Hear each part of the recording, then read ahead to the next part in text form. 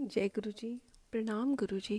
जय गुरु जी। संगत जी, आज हम गुरु जी के ब्लेस्ड ग्रंथ लाइट ऑफ डिविनिटी का हिंदी रूपांतर जो अमिताभ शास्त्री अंकल ने किया, दिव्य आभा, उसमें से पेज नंबर 80 से सत्संग रीड करेंगे। सत्संग ऑफ अशोक ग्रोवर, दिल्ली द्वारा कथित मृत्यु शैया पर जीवन दान। एक परिवार पिछले 45 वर्षों से राधा स्वामी का अनुयायी था, किंतु उनमें से एक अशोक ग्रोवर गुरुजी के भक्त थे।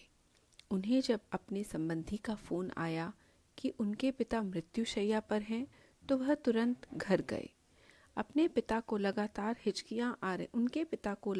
हिचकियां आ रही थीं और चिकित्सकों ने कुछ कर पाने में अपनी असमर्थता व्यक्त कर दी थी। अशोक गुरुजी को पूरे रास्ते याद करते हुए उनको दिल्ली के अपोलो चिकित्सालय ले गए और उनका गहन सेवा केंद्र में प्रविष्ट किया गया। उनके पिता का रक्त मधु 700 पहुंच गया था। आंतों ने कार्य करना बंद कर दिया था और हिचकियां उनकी भांति धीमी हो रही थी। चिकित्सकों ने आशा छोड़कर उन्हें घर ले जाने का परामर्श दिया। उसी समय अशोक को आभास हुआ कि अब उनके पिता स्वस्थ हैं और चिंता करने की कोई आवश्यकता नहीं है। अशोक को एक आवश्यक कार्य से जाना था, अतः वह गुरुजी की आज्ञा अनुसार बिना किसी सेवक के अपने पिता को चिकित्सालय में छोड़कर चले गए। अगले 2 दिन अशोक अति व्यस्त रहे और उन्हें चिकित्सालय से संपर्क करने का भी समय नहीं मिला। जब वे वापस आए तो उन्होंने अपने पिता को रोते हुए देखा। उनके मन में विचार आया कि उनके पिता उन्हें अकेला छोड़ने के कारण दुखी थे, पर उन्हें अचंभा तब हुआ जब उनके पिताजी ने पूछा कि क्या वह गुरुजी के पास गए थे। उनके पिता ने बताया कि जैसे अशोक के जाते ही उनके पिता को गुरुजी की सुगंध द्वारा उनकी उपस्थिति का आभास हुआ था और गुरुजी ने कहा, होर वही राधा स्वामिया, की हाल ने तेरे। पिताजी ने कहा कि उन्होंने बाबा जी राधा स्वामियों के प्रमुख से अपने को बचाने के लिए विनती करी थी, पर गुरुजी ने आकर उनकी रक्षा करी। गुरुजी ने उन्हें परीक्षण पुनः करवाने की सलाह दी। यह कार्यवाही 2 दिन तक चली। इस अवधि में उनके पिता को गुरुजी की सुगंध आती रही। परिणाम आने पर चिकित्सकों को विश्वास नहीं हुआ और अपनी पद्धतियों पर संदेह करने लगे। उनके अनुसार उनके पिता का कोई रोग नहीं था।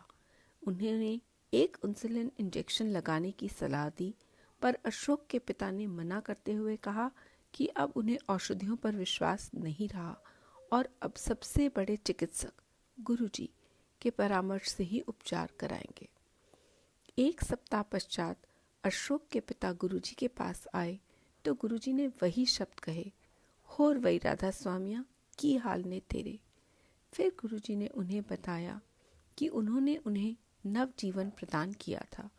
यह देखकर कि गुरुजी ने कैसे परिवार प्रमुख की रक्षा करी थी, परिवार के सब सदस्यों ने गुरुजी के पास आना आरंभ कर दिया और यह अनुभव किया कि वह स्वयं ईश्वर के संरक्षण में हैं। भक्त के उद्योग की रक्षा।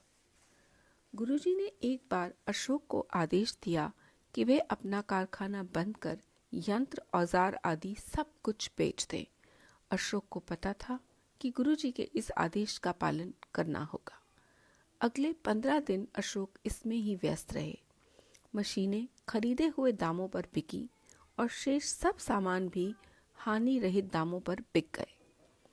किसी को समझ में नहीं आया कि गुरुजी ने अपने भक्त को अपना कारोबार बंद करने का आदेश क्यों दिया।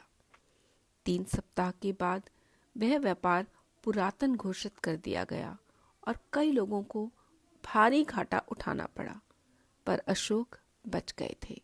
उन्हें स्वयं परमात्मा ने बचाया था। गुरुजी के आदेश का पालन करने में सदा लाभ ही रहेगा, क्योंकि वह कभी अपने अनुयायी के भले के अतिरिक्त कुछ नहीं कहेंगे।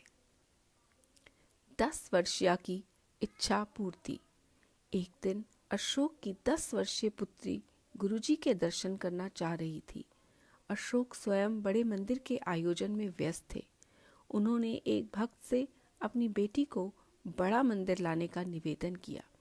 वह बड़ा मंदिर आई, पर एम्पायर स्टेट जाने का हट करती रही। उसे वहां लेकर जाने वाला कोई नहीं मिला। पूरी रात वह रो रो कर गुरुजी से उनके दर्शन के लिए प्रार्थना करती रही। अगले दिन प्रातःकाल सब चकित रह गए जब गुरुजी स्वयं बड़े मंदिर पहुंच गए। जब अशोक ने उनको बताया कि उनकी बेटी रात को उन्हें याद कर रही थी, गुरुजी मुस्कुरा कर बोले कि इसी कारण वे उससे यहाँ मिलने आए हैं। गुरुजी की दया से उनकी बेटी अपनी कक्षा में प्रथम आई और तब से सदा एक प्रतिभाशाली बच्ची रही है।